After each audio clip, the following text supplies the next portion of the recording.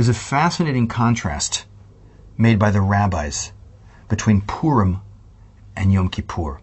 They're such different holidays.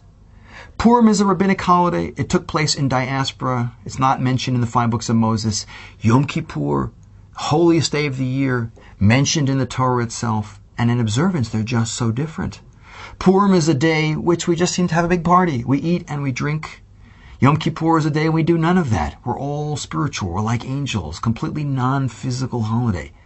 And if you know your Hebrew language, you know that the letter K is a word that means like.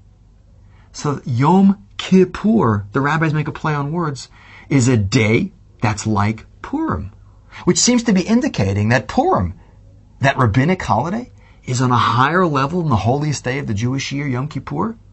But if we delve a little deeper, we begin to understand. If we look at the end of the Megillah, the story about the Purim miracle, it says at the end of that story, the Jewish people, who, by the way, Purim, the only book in the Bible where God's name isn't mentioned besides Song of Songs, but it's the story that at the end, all the Jewish people looked back and saw God's hand, no open miracles, but God's hand was everywhere.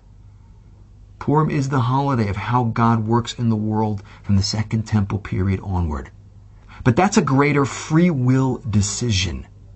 To see God in the world when there aren't open miracles requires a lot more work.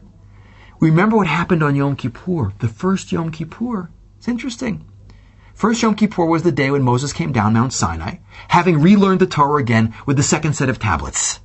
But think about it, at Mount Sinai, there wasn't much free will decision involved. Open miracles, the thunder, the lightning, God's presence right before us, Moses the prophet. That was really a freebie. You're going to say no to that? Absolutely not.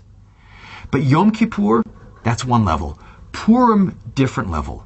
It says the Jewish people accepted God and the Torah after the Purim story on a higher level than Yom Kippur. Because there, they'd actually had to use their free will to see God's invisible hand in the whole story. And in the end, it was actually a bigger high, although it was not anywhere near as supernatural, or at least openly a supernatural event as Yom Kippur and the original revelation.